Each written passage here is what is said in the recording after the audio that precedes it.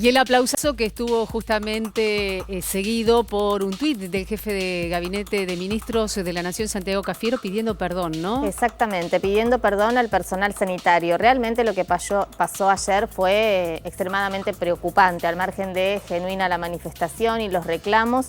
La realidad es que la forma de expresarlos no era la adecuada en este momento, teniendo en cuenta la situación sanitaria, sobre todo en el área metropolitana, pero también en las otras ciudades en donde se convocó a esta protesta opositora. Multitudinaria, ¿no? La marcha del 17A, decías vos, en Rosario, Córdoba, Santa Fe, Sí. se replicaron las consignas variadísimas, entre otras la reforma judicial, Sí. pero básicamente también esto de que aparece hoy reflejado en la tapa de algunos diarios, que muchos salieron diciendo no tenemos miedo, estamos cansados de estar encerrados, y allí había multiplicidad de objetivos y multiplicidad de consignas. Sí, por eso me parece que no está mal calificarla como marcha opositora, porque en realidad todas las consignas de las más diversas en realidad apuntaban en contra de la gestión del gobierno nacional. Y esto no está mal. El problema central es que no era el momento oportuno en el contexto de una pandemia que nos afecta a todos, en un momento en donde es necesario respetar las medidas preventivas mínimas como el distanciamiento social, el uso de tapabocas. Bueno, lo que vimos realmente fue preocupante en este sentido, por eso toma más relevancia este pedido de disculpas del jefe de gabinete, Santiago Cafiero, indicando que no estaba mal la protesta, probablemente lo ideal hubiera sido a través de otros canales de comunicación, el caso de las redes sociales. Los cacerolazos también son una buena alternativa de manifestarse, pero bueno, lo que vimos realmente ayer, sobre todo cerca del Obelisco en la avenida 9 de Julio, lo que hay que decir es que es un foco de contagio. Vimos que no se cumplieron con las medidas de distanciamiento social. A ver, Vero, adjudica esto una capacidad de convocatoria importante a Juntos por el Cambio, ¿no? Porque si bien a nivel partidario no se realizó la convocatoria, muchos de sus dirigentes sí lo hicieron a título personal. Exacto. Y allí se notaron las diferencias. Sí, exactamente, se notaron las diferencias. Esta marcha tiene dos perspectivas, ¿no? Por un lado, esto que decíamos en contra del gobierno nacional o cuestionando las medidas de la gestión de Alberto Fernández en la presidencia de la Nación, pero por otro lado fortalece hacia adentro al sector de Patricia Bullrich. Al sector más duro. A los duros que claramente salieron a militar esta protesta. De hecho, Patricia Bullrich estuvo presente en la manifestación y es cierto que dentro de Juntos por el Cambio hay un debate. De hecho, Horacio Rodríguez Larreta dejó a criterio de cada uno participar o no, pero la desaconsejó. Dijo que no era lo oportuno en este momento, diferenciándose entonces del sector duro de Juntos por el Cambio, porque hay una disputa interna. Una disputa interna hay que tener en cuenta que tiene que ver, por un lado, con los espacios de poder dentro de Juntos por el Cambio. Ya lo ha dicho también Horacio Rodríguez Larreta, el jefe de gobierno porteño. Juntos por el Cambio no tiene un líder hoy y bueno, evidentemente Patricia Bullrich hoy, después de esta manifestación, puede sentarse, entre comillas, a negociar con sus pares de Juntos por el Cambio en otras condiciones. A ver, hubo 4 personas y estábamos viendo también imágenes de las distintas situaciones que se vivieron aquí en Capital Federal y en distintos puntos del país. Hubo 4 personas demoradas. Una de ellas, bueno, porque intentó robar un celular en el pleno centro muy cerquita del Obelisco, y otras 3 porque agredieron a trabajadores de prensa, de Crónica, de C5N. Y hasta hubo justamente, y en un ratito vamos a estar viéndolo, una especie de, autorreferencia respecto a lo que significó el huevazo a uno de los móviles televisivos por parte de una dirigente que se califica a sí misma como influencer, pero que también es militante del partido político de José Luis Espert. Sí, la verdad es que si uno mira y observa los distintos reclamos, lo que ve es que ayer estaba concentrada a la derecha argentina, se podría decir, ¿no? Aquellos sectores más conservadores, digo, no hubo proclamas populares, no hubo un reclamo a propósito de los argentinos que están bajo la línea de pobreza, aquellos que están en una situación también derivado de la pandemia, en una situación económica complicada. Es cierto que los reclamos tenían que ver, por un lado, esto de volver a levantar las banderas de la República, la democracia, la libertad.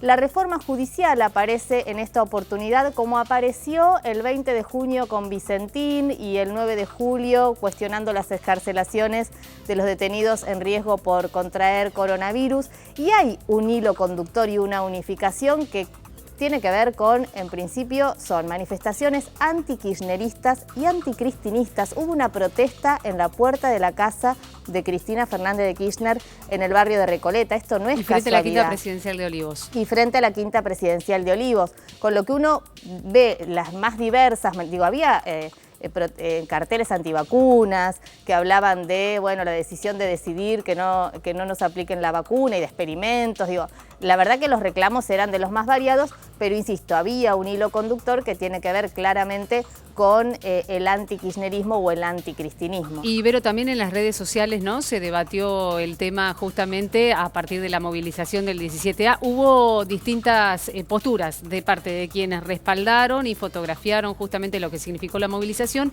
y de parte de quienes no fueron. Entre quienes fueron estaba Luis Brandoni, acompañado por Hernán Lombardi. Sí, con un corralito los vimos. Con un flota-flota, ¿no? Sí, organizados. La verdad que los únicos que respetaron el distanciamiento social en esta manifestación, o uno de los pocos, fueron precisamente Hernán Lombardi, el exsecretario de Medios, y Luis Brandoni. El resto, realmente, poco respeto a las medidas preventivas. Vamos a repasar algunos de los posteos, las publicaciones. Ayer Hernán Lombardi precisamente destacaba esto de la manifestación. Un argentino cada 2 metros, nosotros estamos, el adversario es el pensamiento único que ha empobrecido y sigue empobreciendo la posibilidad de encontrar soluciones para la tremenda crisis que vivimos.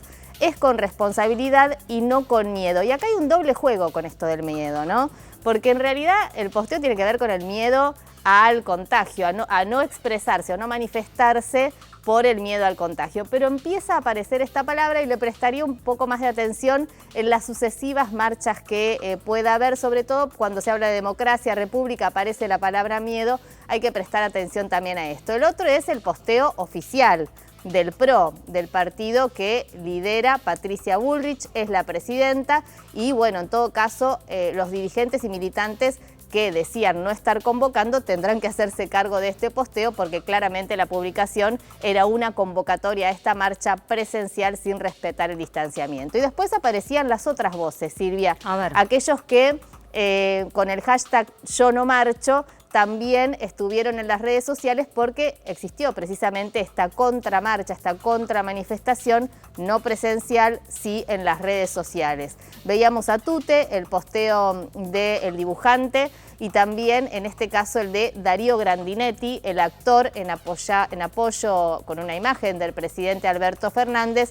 Yo no marcho, compartirlo con tus amigos, un posteo que como el de Tute fue viral durante toda la tarde de ayer. Y vos hacías referencia, y de esto habíamos un poco debatido durante la semana, respecto a lo que significó un tuit de Maximiliano Guerra, ¿no? Sí. Convocando a la movilización y también puntualmente hacia prestarle atención a los trabajadores de prensa, a los periodistas que iban a estar cubriendo.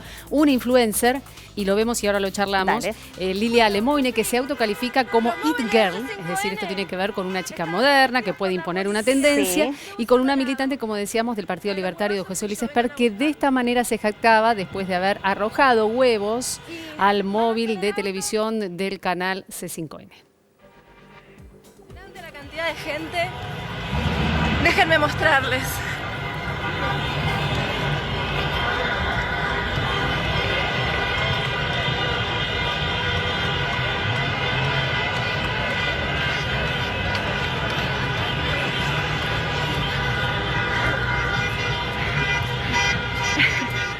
¡Tres huevazos! ¿Qué le vamos a hacer? ¡Me rompieron los huevos durante 5 meses! ¡Ahí tienen mis huevos, hijos de puta!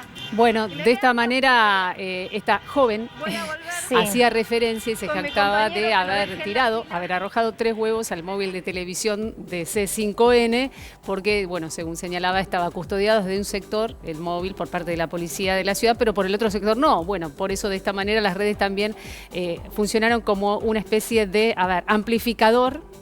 Y claro, está, son redes sociales. Lo lamentable es en estos casos, hubo manifestaciones genuinas, ¿no?, de aquellos que, bueno, tienen una posición contraria a algunas medidas que toma el gobierno nacional, y eso está muy bien.